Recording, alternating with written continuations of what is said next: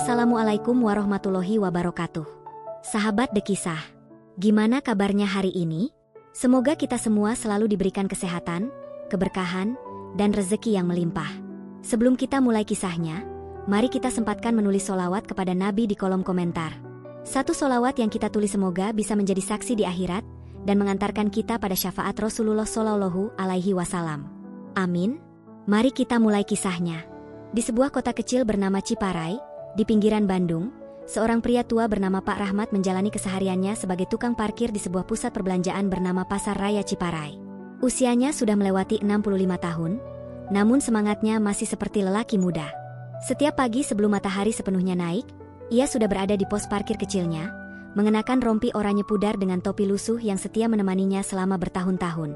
Pak Rahmat dikenal sebagai sosok yang ramah dan jujur. Ia selalu menyapa pelanggan yang datang dengan senyum hangat, tak peduli apakah mereka membalas atau tidak. Dengan peluit kecil yang menggantung di lehernya, ia sigap mengarahkan kendaraan yang keluar masuk parkiran. Mundur sedikit. Pak. Oke, SIP. Pas di garis. Makasih ya, Pak. Serunya dengan nada bersahabat kepada seorang pengendara motor yang hendak memarkir. Hidup Pak Rahmat memang jauh dari kemewahan. Ia tinggal di sebuah rumah kontrakan sederhana di Kampung Cibogo, tak jauh dari pasar. Rumah itu hanya terdiri dari satu kamar tidur kecil, dapur mungil, dan ruang tamu yang merangkap menjadi tempat tidurnya jika udara terlalu panas. Dindingnya yang terbuat dari kayu sudah mulai lapuk di beberapa bagian, tapi bagi Pak Rahmat, tempat itu lebih dari cukup. Setiap hari, ia berangkat kerja dengan menaiki sepeda ontel tuanya, menyusuri jalan berbatu yang berdebu saat musim kemarau dan becek saat musim hujan. Sepeda itu adalah peninggalan almarhum istrinya, Bu Asih, yang telah meninggal dunia lebih dari 10 tahun lalu. Sejak kepergian istrinya, Pak Rahmat hidup sendiri. Anak semata wayangnya, Doni, merantau ke Jakarta dan jarang pulang. Namun, Pak Rahmat tak pernah mengeluh atau merasa kesepian. Baginya, hidup harus terus berjalan, dan yang paling penting adalah bekerja dengan jujur. Di Pasar Raya Ciparai, ia bukan sekadar tukang parkir. Banyak pedagang dan pengunjung yang mengenalnya dengan baik. Bu Ratih, pemilik warung nasi di pojokan pasar, sering memberikan teh hangat gratis untuknya. Pak Rahmat, teh anget dulu, biar kuat sampai sore, ucapnya setiap pagi saat melihat Pak Rahmat sibuk bekerja. Di sela pekerjaannya, Pak Rahmat sering mengamati orang-orang yang lalu lalang. Ada yang datang terburu-buru, ada yang berbelanja dengan keluarga, ada pula anak-anak kecil yang menggandeng tangan orang tuanya sambil menunjuk jajanan yang ingin mereka beli.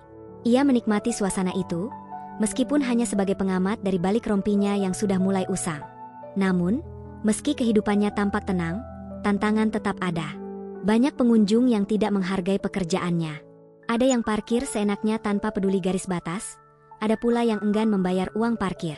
Pernah suatu kali, seorang pria muda dengan mobil mewah berplat luar kota menggerutu saat Pak Rahmat meminta uang parkir Rp1.000. Ah, segitu aja minta duit? Dasar pemalas, bentaknya sebelum menancap gas dengan kasar. Pak Rahmat hanya tersenyum kecut dan menghela napas. Ia sudah terbiasa dengan perlakuan seperti itu. Baginya, pekerjaannya bukan hanya sekadar mencari nafkah, tetapi juga tentang harga diri dan kejujuran. Tidak semua orang bisa menghargai pekerjaan kecil, tapi itu bukan alasan baginya untuk menyerah atau menjadi kasar. Hari itu, menjelang petang, langit mulai berubah warna menjadi jingga keemasan. Cahaya matahari perlahan meredup, memantulkan bayangan panjang di antara deretan kendaraan yang masih tersisa di parkiran. Satu persatu kendaraan mulai meninggalkan area, menyisakan beberapa mobil dan motor yang masih terparkir. Pak Rahmat duduk di bangku kayu kecil di dekat pos parkirnya, mengusap peluh di dahinya dengan handuk kecil yang selalu tersampir di lehernya. Angin sore berhembus pelan, membawa aroma khas pasar yang bercampur antara wangi kue gorengan, bau sayur mayur, dan asap kendaraan yang masih tersisa. Ia menatap langit yang mulai gelap perlahan. Di kejauhan, burung-burung gereja berterbangan mencari tempat berteduh. Pak Rahmat menarik napas panjang dan tersenyum kecil. Sore itu, Pasar Raya Ciparai semakin ramai.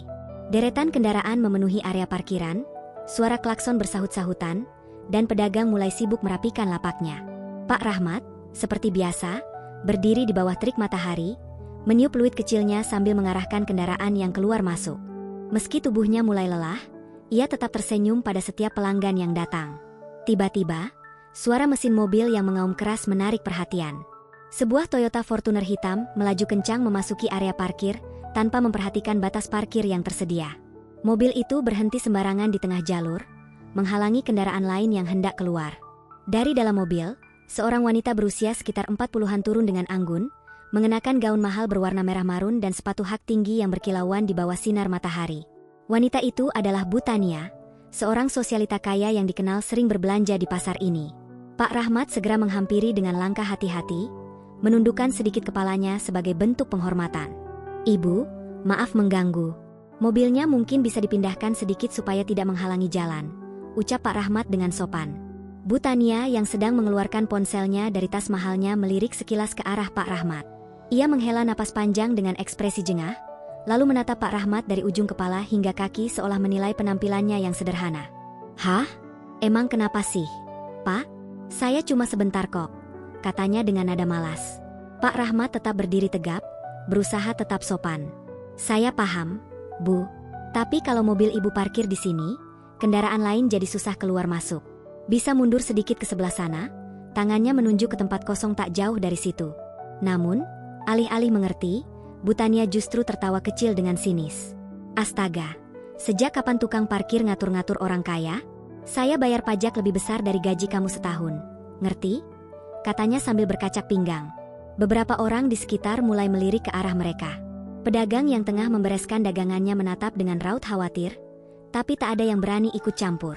Pak Rahmat menundukkan kepala, mencoba menenangkan hatinya. Ia tidak ingin mencari masalah, hanya menjalankan tugasnya agar parkiran tetap tertib. "Saya hanya menjalankan tugas, Bu. Saya mohon pengertiannya," katanya dengan suara lebih pelan.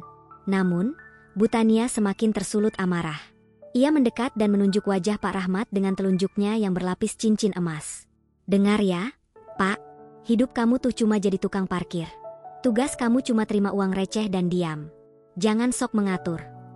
Beberapa pengunjung yang kebetulan lewat mulai melambatkan langkah, memperhatikan kejadian itu. Ada yang berbisik-bisik, tapi tidak ada yang berani membela Pak Rahmat. Pak Rahmat menggigit bibirnya. Ia tidak pernah merasa malu seperti ini sebelumnya. Namun, ia tetap berusaha menahan diri. "Saya mohon maaf kalau membuat ibu tidak nyaman. Tapi aturan tetap aturan, Bu," katanya masih dengan nada hormat. Mendengar itu, wajah Bu Tania semakin memerah. Ia tertawa kecil, lalu mendekat dengan ekspresi merendahkan. "Oh, jadi kamu ngajarin saya aturan, ya? Tukang parkir ngajarin saya aturan? Hahaha, ini lucu sekali," katanya dengan tawa mengejek. Ia mendekatkan wajahnya ke arah Pak Rahmat, lalu tanpa diduga, meludah ke tanah tepat di dekat kaki Pak Rahmat. "Itu buat kamu, biar sadar siapa kamu sebenarnya," katanya sebelum berbalik dan melangkah pergi menuju pasar tanpa sedikit pun menoleh ke belakang. Pak Rahmat berdiri diam. Dadanya terasa sesak. Ia menatap ludah yang baru saja dilemparkan wanita itu ke tanah, tak jauh dari kakinya. Beberapa orang di sekitar hanya bisa menghela napas atau pura-pura tidak melihat. Bu Ratih, pemilik warung nasi, menggigit bibirnya, ingin mengatakan sesuatu, tapi tak bisa. Sementara yang lain memilih untuk kembali pada aktivitas masing-masing seolah tak terjadi apa-apa. Pak Rahmat menghela napas panjang. Tangannya mengepal erat, tapi bukan karena marah. Ada perasaan yang jauh lebih dalam dari itu, perasaan terhina, diremehkan, dan tak berdaya. Malam telah tiba di Kampung Cibogo, desa kecil di pinggiran Ciparai. Langit gelap tanpa bintang, hanya diterangi bulan yang menggantung redup di cakrawala. Angin malam berembus lembut, membawa suara jangkrik yang bersahut-sahutan dari rerumputan di tepi jalan. Pak Rahmat mengayuh sepeda ontel tuanya dengan perlahan. Tubuhnya masih terasa lelah setelah seharian bekerja di parkiran Pasar Raya Ciparai, tapi bukan rasa lelah yang paling mengganggunya malam ini. Hatinya berat, dipenuhi perasaan terhina yang belum juga hilang. Ia teringat kembali kejadian sore tadi. Wajah Bu Tania dengan ekspresi penuh penghinaan, suara tawanya yang menyakitkan, dan ludah yang nyaris menyentuh kakinya masih terbayang jelas. Ia menghela napas panjang, berusaha menghapusnya dari pikirannya. Tapi, semakin ia mencoba melupakan, semakin kuat rasa sesak di dadanya. Setibanya di rumah kontrakannya yang sederhana, Pak Rahmat turun dari sepeda dan menuntunnya masuk ke pekarangan kecil yang dipenuhi pot-pot tanaman layu. Rumah kayu itu tampak sepi, gelap, dan dingin. Ia membuka pintu, suara engsel berderit pelan. Tanpa menyalakan lampu, Pak Rahmat berjalan ke dalam, meletakkan topi lusuhnya di atas meja kecil yang penuh dengan tumpukan koran lama. Langkahnya berat saat menuju kursi kayu reot di beranda rumah.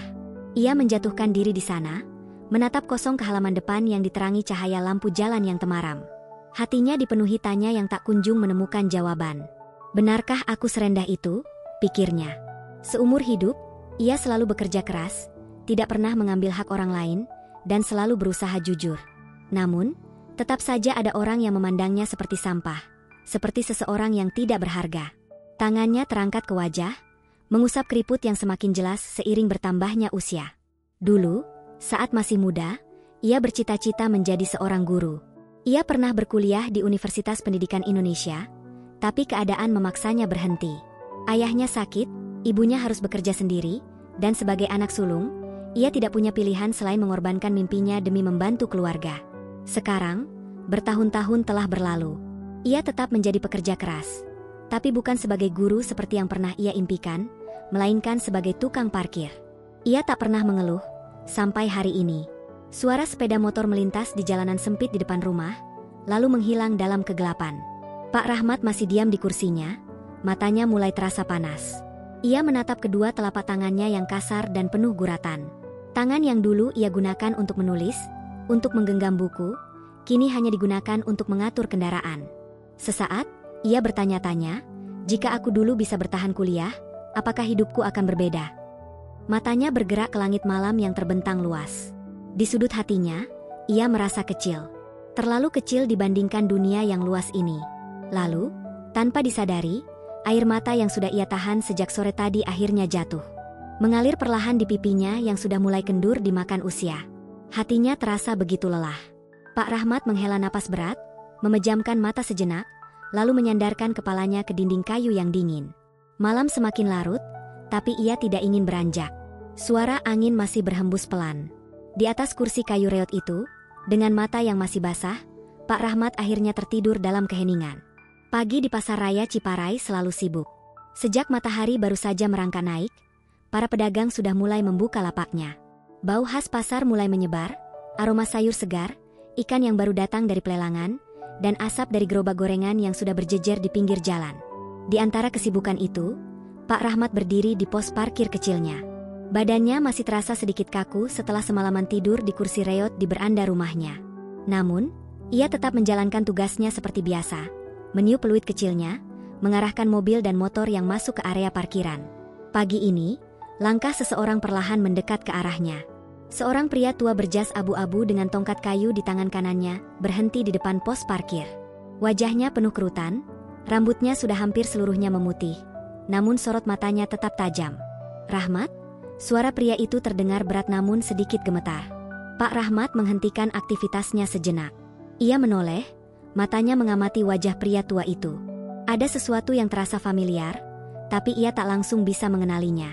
"Iya, saya Rahmat," jawabnya ragu. Pria itu tersenyum samar, lalu berjalan lebih dekat. "Kamu tidak ingat saya?" Pak Rahmat memperhatikan lebih saksama. Ada sesuatu di mata pria itu yang mengingatkannya pada seseorang di masa lalu. Seseorang yang pernah ia kenal lama sekali. "Pak Surya?" Suaranya nyaris tak terdengar. Pria tua itu, Pak Surya, tertawa kecil, lalu mengangguk. "Akhirnya kamu mengenali saya." Pak Rahmat terdiam. Hatinya seperti dihantam kenangan yang sudah lama ia kubur. Dulu, puluhan tahun yang lalu, mereka adalah dua pemuda yang punya mimpi besar. Pak Rahmat ingat betul bagaimana ia dan Pak Surya dulu adalah mahasiswa di Universitas Pendidikan Indonesia, duduk di kelas yang sama, bercanda, berdiskusi hingga larut malam tentang cita-cita mereka. Namun, takdir membawa mereka ke jalan yang berbeda. "Kamu kemana saja, Rahmat?" "Aku mencarimu bertahun-tahun," kata Pak Surya, suaranya mengandung emosi yang tertahan. Pak Rahmat menarik napas dalam-dalam. Ada rasa perih yang mendadak menyelimutinya. "Saya tidak pergi kemana-mana, Pak. Saya hanya menjalani hidup seperti yang seharusnya." Pak Surya menggeleng pelan, masih tak percaya dengan apa yang dilihatnya. "Dulu kamu adalah mahasiswa paling pintar di kelas. Aku masih ingat, kamu yang paling sering membantu teman-teman mengerjakan tugas. Dan sekarang kamu di sini." Pak Rahmat hanya tersenyum kecil, meski ada kepedihan yang ia sembunyikan. Hidup berjalan dengan caranya sendiri, Pak Surya. Tidak semua orang bisa mencapai yang mereka cita-citakan. Pak Surya menatapnya lekat-lekat. Ada sesuatu yang belum bisa ia pahami. Bagaimana mungkin seorang lelaki dengan kecerdasan dan semangat besar seperti Pak Rahmat kini berdiri di parkiran ini, mengatur kendaraan orang-orang yang bahkan mungkin tidak pernah mengenal namanya? Aku ingin bicara lebih banyak, kata Pak Surya akhirnya. Boleh aku mengajakmu makan siang hari ini? Pak Rahmat ragu sejenak. Sudah lama sekali ia tidak berbincang dengan seseorang yang benar-benar mengenalnya di masa lalu. Namun, sebelum ia sempat menjawab, suara seorang pengendara motor yang memanggilnya dari kejauhan mengalihkan perhatiannya. Pak Surya menunggu, memperhatikan bagaimana sahabat lamanya itu tetap bekerja dengan penuh kesabaran dan ketekunan, sama seperti dulu, hanya dalam keadaan yang berbeda. Siang itu, matahari bersinar terik di atas langit Ciparai. Angin panas berhembus dari arah barat, membuat udara di sekitar pasar raya Ciparai terasa lebih berat dari biasanya. Hiruk-pikuk pasar masih sama seperti kemarin dan hari-hari sebelumnya, tapi bagi Pak Rahmat, siang ini terasa berbeda. Ia masih belum bisa menghilangkan keterkejutannya sejak bertemu kembali dengan Pak Surya, teman lamanya yang kini menjadi seorang pengusaha sukses. Seorang sahabat yang dulu ia kenal sebagai mahasiswa sederhana, kini berdiri dengan pakaian mahal, berbicara dengan nada penuh percaya diri. Di salah satu warung makan sederhana yang terletak tak jauh dari pasar, keduanya duduk berhadapan. Warung itu milik Bu Ratih, seorang perempuan parubaya yang sudah lama mengenal Pak Rahmat. Sambil mengipas sate yang sedang dibakar, Bu Ratih sesekali melirik penasaran ke arah dua pria tua yang tampak berbincang serius di salah satu meja kayunya. Pak Surya meletakkan sendoknya, menatap lurus ke arah Pak Rahmat yang tampak sedikit gelisah. "Rahmat, aku masih tidak percaya melihatmu di sana," katanya perlahan. Pak Rahmat hanya tersenyum kecil, mengaduk teh panasnya tanpa berkata apa-apa. "Aku tahu hidup tidak selalu berjalan sesuai rencana," lanjut Pak Surya. "Tapi kamu seharusnya tidak berada di parkiran itu. Kamu bukan orang biasa, Rahmat. Kamu dulu adalah orang terpintar di angkatan kita." Pak Rahmat menarik napas panjang, lalu menatap temannya dengan mata tenang. "Surya, hidupku memang sederhana, tapi aku menjalaninya dengan hati yang ikhlas. Aku tidak pernah menyesali apapun." Pak Surya terdiam sesaat, lalu bersandar di kursinya. Ia tahu bahwa sahabatnya itu tidak suka dikasihani. Tapi ia juga tidak bisa menerima kenyataan bahwa pria yang dulu ia kagumi, kini harus bekerja keras hanya untuk mendapatkan beberapa lembar ribuan setiap hari. Setelah beberapa detik hening, Pak Surya kembali berbicara. "Dengar, Rahmat.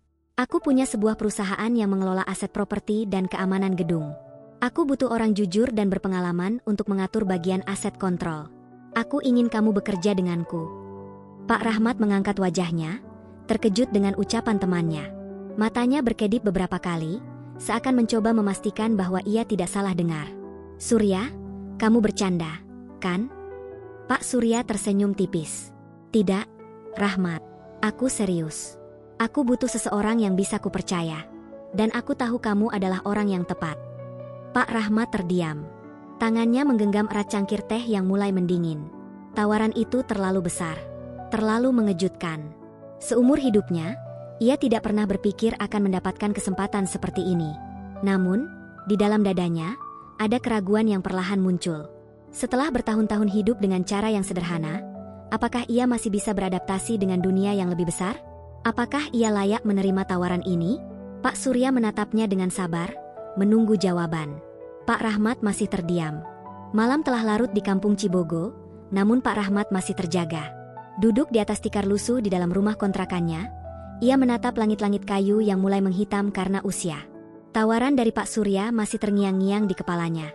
Seumur hidup, ia selalu menerima hidup apa adanya, tak pernah bermimpi lebih dari yang bisa ia capai. Menjadi tukang parkir bukanlah sesuatu yang ia sesali, meski orang-orang sering memandangnya rendah. Namun kini, kesempatan besar datang begitu saja, mengguncang seluruh ketenangan yang telah ia bangun selama bertahun-tahun. Ia memejamkan mata sejenak. Dalam bayangannya, ia melihat istrinya, Bu Asih, tersenyum lembut seperti dulu. Seandainya perempuan itu masih ada, apa yang akan ia katakan? Pagi itu, langkah Pak Rahmat terasa lebih berat saat ia tiba di pasar raya Ciparai. Peluit kecilnya masih tergantung di leher, rompi oranye pudar tetap melekat di tubuhnya. Tapi ada sesuatu yang berbeda. Pikirannya terus berputar pada keputusan yang harus ia ambil. Siang hari, Pak Surya datang lagi. Kali ini, ia tidak sendiri. Seorang pria berkemeja rapi ikut bersamanya, mengenalkan diri sebagai Anton, salah satu manajer di perusahaan milik Pak Surya. "Rahmat, aku harap kamu sudah mempertimbangkan tawaranku," kata Pak Surya sambil tersenyum. Pak Rahmat menelan ludah, lalu menatap wajah temannya itu. "Surya, aku sudah lama hidup begini. Aku tidak yakin bisa menjalani sesuatu yang baru di usia seperti ini, katanya lirih. Pak Surya menepuk pundak sahabatnya dengan mantap. Jangan bicara seperti itu. Aku tahu siapa kamu, Rahmat. Aku tahu kapasitasmu. Hidup bukan soal di mana kita berada sekarang, tapi bagaimana kita melangkah ke depan. Anton mengangguk, lalu menambahkan, di perusahaan kami, orang-orang seperti Bapak sangat dibutuhkan. Integritas dan pengalaman Bapak lebih berharga daripada gelar atau usia. Pak Rahmat menghela napas panjang. Ia menundukkan kepala, menatap tanah berdebu di bawah kakinya. Aku butuh waktu, katanya akhirnya. Pak Surya mengangguk. Ambil waktu yang kamu perlukan, tapi jangan biarkan kesempatan ini terlewat begitu saja. Malam itu, Pak Rahmat duduk di depan rumahnya, memandangi seragam baru yang diberikan oleh Pak Surya, sebuah kemeja biru tua dengan lambang perusahaan di dada. Tangannya menyentuh kain itu dengan hati-hati. Ia menarik napas dalam-dalam. Keesokan harinya, ia berdiri di depan cermin kecil yang tergantung di dinding rumahnya. Seragam itu kini melekat di tubuhnya. Wajahnya yang tua tampak berbeda dalam balutan pakaian baru ini. Langkahnya terasa lebih berat saat meninggalkan rumah pagi itu. Namun, kali ini ia tidak pergi ke parkiran. Gedung Surya Abadi Group, sebuah perusahaan properti dan keamanan yang berlokasi di pusat kota Bandung, tampak megah dengan kaca-kaca besar yang memantulkan sinar matahari pagi. Para karyawan berlalu lalang dengan pakaian rapi, beberapa membawa berkas penting, sementara lainnya sibuk berbincang mengenai proyek yang sedang mereka tangani. Di salah satu ruangan rapat di lantai 7, Pak Rahmat duduk dengan tegap, mengenakan seragam barunya sebagai manajer aset kontrol. Kemeja biru tua yang kini dikenakannya terasa berbeda dari rompi oranye pudar yang bertahun-tahun menjadi bagian dari kehidupannya. Di hadapannya, layar proyektor menampilkan data dan dokumen mengenai sebuah proyek kerjasama dengan perusahaan lain. Beberapa eksekutif duduk di sekeliling meja panjang, termasuk Pak Surya, yang memimpin pertemuan tersebut. Pintu ruangan rapat terbuka, seorang sekretaris masuk dengan anggun. Direktur PT Sentosa Properti sudah tiba. Pak, ucapnya dengan suara formal. Pak Surya mengangguk. Silakan masuk. Langkah sepatu hak tinggi terdengar mengetuk lantai marmer yang mengkilap. Seorang wanita berbusana merah marun masuk dengan percaya diri. Wajahnya dihiasi riasan mahal, rambutnya tertata sempurna, dan aroma parfum mahal menyeruak ke seluruh ruangan. Bu Tania. Pak Rahmat menegang. Tangannya yang semula diletakkan di atas meja perlahan mengepal di bawah meja. Ia mengenali wanita itu, dan jelas wanita itu tidak menyadari kehadirannya. Selamat pagi, bapak-bapak sekalian. Suara Bu Tania terdengar ramah, profesional, dan penuh percaya diri. Ia menyalami beberapa eksekutif yang duduk di meja, lalu menduduki kursinya di seberang ruangan. Pak Rahmat tetap diam, mengamati wanita yang dulu mempermalukannya di parkiran Pasar Raya Ciparai. Matanya tidak berkedip, tapi ekspresinya tetap tenang. Pak Surya mulai memaparkan materi rapat, menjelaskan skema kerjasama yang diusulkan antara perusahaannya dengan PT Sentosa Properti milik Bu Tania. Semua orang mendengarkan dengan serius, termasuk Bu Tania yang sesekali mencatat sesuatu di bukunya. Sampai akhirnya, setelah hampir 1 jam pembahasan, Pak Surya berkata, "Sebelum kita lanjut ke tahap finalisasi, saya ingin memperkenalkan salah satu orang kepercayaan saya yang akan terlibat langsung dalam proyek ini. Beliau adalah manajer aset kontrol perusahaan kami, Pak Rahmat." Pak Rahmat menegakkan tubuhnya. Bu Tania mengangkat wajahnya, matanya bergerak ke arah pria yang baru saja disebutkan. Seketika, raut wajahnya berubah drastis. Matanya membelalak, napasnya tertahan. Wajahnya yang tadi penuh percaya diri kini menyeratkan keterkejutan. Pria tua yang duduk di depannya, mengenakan kemeja biru tua dengan lambang perusahaan, adalah pria yang pernah ia hina di parkiran. Pak Rahmat menatapnya, tidak dengan kemarahan, tidak dengan kebencian, tetapi dengan ketenangan yang menusuk jauh ke dalam hati. Bu Tania tidak bisa berkata-kata. Ruangan rapat di Surya Abadi Group terasa lebih sunyi dari sebelumnya. Seakan waktu berhenti sejenak. Semua mata tertuju pada Bu Tania, yang kini membeku di kursinya. Wajahnya yang tadinya penuh percaya diri kini tampak tegang. Matanya masih terpaku pada Pak Rahmat, pria yang beberapa minggu lalu ia hina di parkiran Pasar Raya Ciparai. Pak Rahmat, yang kini duduk sebagai manajer aset kontrol, tetap tenang. Tatapannya lurus ke depan, penuh ketegasan tetapi tanpa sedikit pun kemarahan. Tidak ada senyum sinis, tidak ada tatapan merendahkan, hanya ekspresi seorang profesional yang menjalankan tugasnya. Pak Surya, yang tidak menyadari ketegangan yang meliputi Bu Tania, melanjutkan presentasinya dengan suara mantap. Pak Rahmat akan menjadi salah satu pengawas dalam proyek ini. Beliau akan memastikan semua aset perusahaan kita dikelola dengan baik. Bu Tania akhirnya sadar bahwa ia harus menguasai dirinya. Ia berdeham pelan, mencoba menutupi kegugupannya, lalu memasang ekspresi profesional. Tetapi, gerakan tangannya sedikit gemetar saat ia membuka berkas di depannya. Tentu saja. Sangat menarik mendengar hal itu, ucapnya dengan suara yang sedikit bergetar. Namun, meskipun ia berusaha terlihat normal, perasaannya tidak tenang. Ingatannya kembali ke hari itu, hari ketika ia dengan angkuhnya menghina seorang tukang parkir, menyebutnya tidak berguna, bahkan meludah ke tanah di depannya. Dan kini, pria yang sama duduk di seberangnya, dalam posisi terhormat. Pak Rahmat tetap diam, mendengarkan pembicaraan yang berlangsung. Sesekali, ia mengangguk saat ada poin penting yang dibahas, tetapi ia tidak menunjukkan tanda-tanda ingin berbicara kepada Bu Tania secara langsung. Di dalam hatinya, ia tidak merasa perlu membalas dendam. Ia hanya ingin menjalankan pekerjaannya dengan baik. Tetapi, ekspresi pucat Bu Tania dan caranya menghindari kontak mata membuatnya sadar bahwa wanita itu sedang dihantui oleh kesalahannya sendiri. Beberapa eksekutif lain mulai memperhatikan perubahan sikap Bu Tania. Pak Anton, salah satu manajer senior, sempat meliriknya dengan heran. Biasanya, wanita itu selalu berbicara dengan penuh percaya diri. Tetapi kali ini, ia lebih banyak menunduk dan terlihat gelisah. Saat presentasi berlanjut, tangan Bu Tania mencengkeram pena di tangannya lebih erat. Ia tidak bisa berkonsentrasi. Setiap kata yang diucapkan terasa seperti gema kosong di telinganya. Hatinya masih belum bisa menerima kenyataan bahwa pria yang dulu ia remehkan kini memiliki posisi yang sejajar, atau bahkan lebih tinggi darinya dalam kerjasama ini. Pak Rahmat tidak berkata apa-apa. Ia hanya memperhatikan bagaimana diamnya lebih berbicara dibandingkan 1000 kata. Pagi di Surya Abadi Group terasa lebih tenang dibandingkan sebelumnya. Sinar matahari menyelinap masuk melalui jendela kaca besar di lantai 8, tempat di mana ruang kerja Pak Rahmat berada. Hari-hari berlalu sejak pertemuannya kembali dengan Bu Tania, namun ia tidak lagi memikirkannya. Baginya, pekerjaan tetaplah pekerjaan, dan tugasnya sebagai manajer aset kontrol adalah memastikan segala sesuatu berjalan sebagaimana mestinya. Di meja kerjanya yang sederhana, Pak Rahmat duduk sambil meneliti laporan keuangan terkait aset properti yang dikelola oleh perusahaan. Tangannya yang sudah berkerut masih cekatan mengelola angka dan membaca dokumen dengan teliti. Meskipun baru beberapa bulan bekerja di perusahaan ini, ia sudah menjadi sosok yang dihormati oleh para pegawai lainnya. Di luar ruangan, beberapa staf berbicara satu sama lain tentang bagaimana Pak Rahmat bukan sekadar manajer biasa. Pak Rahmat itu beda ya, nggak kayak manajer lain, dia nggak pernah marah-marah, tapi tegas. Bisik Dina, seorang staf administrasi. Iya, aku dengar dia dulunya tukang parkir. Tapi lihat sekarang, dia dihormati semua orang. Timpal Rizky, pegawai di bagian operasional. Pak Rahmat, meskipun mendengar bisikan-bisikan itu, tidak terlalu mempedulikannya. Ia sudah terbiasa dengan segala macam omongan orang. Yang ia tahu, dirinya hanya ingin bekerja dengan baik dan menjaga harga dirinya sebagai seseorang yang jujur dan penuh integritas. Siang itu, Pak Surya datang ke ruangannya. "Rahmat, bagaimana perkembangan pengelolaan aset kita?" tanya Pak Surya sambil duduk di depan meja kerjanya. Pak Rahmat menggeser beberapa dokumen ke arah temannya.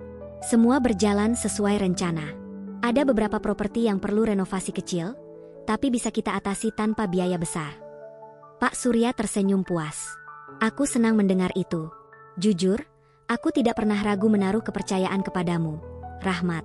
Kamu bukan hanya pekerja keras, tapi juga seseorang yang dihormati di perusahaan ini."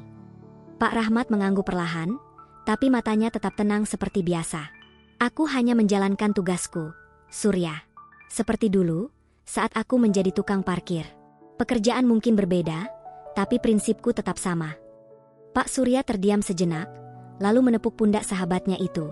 "Itulah kenapa aku sangat menghormatimu." Di lantai bawah gedung, para pegawai sibuk dengan pekerjaan mereka, tetapi kini mereka melihat Pak Rahmat bukan lagi sekadar seorang pria tua yang mendadak mendapat posisi tinggi. Ia adalah sosok yang dihormati bukan karena jabatannya, tetapi karena integritas dan ketulusannya dalam bekerja. Pak Rahmat menatap keluar jendela. Ia tidak pernah meminta hidupnya berubah sejauh ini, tapi ia selalu percaya bahwa selama seseorang bekerja dengan jujur dan penuh usaha, harga dirinya tidak bisa diukur dari seberapa besar kekayaan atau kekuasaannya. Ia tersenyum kecil, menikmati angin sepau-sepau yang masuk dari celah jendela. Langit di atas kota Bandung tampak cerah pagi itu. Matahari bersinar lembut, menerangi gedung-gedung tinggi yang berdiri tegak di sepanjang jalan utama. Angin pagi berhembus sejuk, membawa aroma embun yang masih tersisa di dedaunan. Di dalam Surya Abadi Group, Pak Rahmat berdiri di dekat jendela ruangannya, menatap pemandangan kota yang begitu hidup. Sudah beberapa bulan ia bekerja sebagai manajer aset kontrol, dan hari-harinya berjalan dengan penuh kesibukan. Meski begitu, ada sesuatu dalam dirinya yang tetap tidak berubah, kesederhanaan dan kebijaksanaannya dalam menjalani hidup. Pagi ini, ia menerima beberapa laporan dari bawahannya. Ia membaca setiap dokumen dengan teliti, sesekali mengangguk atau menuliskan catatan kecil di kertasnya. Sebuah ketukan pelan di pintu membuyarkan perhatiannya. Pak Anton, manajer senior di perusahaan itu, masuk dengan membawa secangkir kopi. "Pak Rahmat, pagi-pagi sudah serius sekali," ucapnya dengan nada bercanda. Pak Rahmat tersenyum kecil. "Pekerjaan harus tetap dijalankan, Pak Anton. Kalau tidak, bagaimana perusahaan ini bisa berjalan?" Pak Anton tertawa kecil, lalu duduk di kursi di depan meja Pak Rahmat. "Bapak ini memang luar biasa. Saya sudah lama bekerja di perusahaan ini, tapi baru kali ini melihat seseorang yang begitu dihormati bukan karena jabatannya, melainkan karena kepribadiannya." Pak Rahmat hanya tersenyum tipis, lalu menyesap teh hangat di mejanya. "Saya hanya melakukan apa yang menurut saya benar, Pak Anton.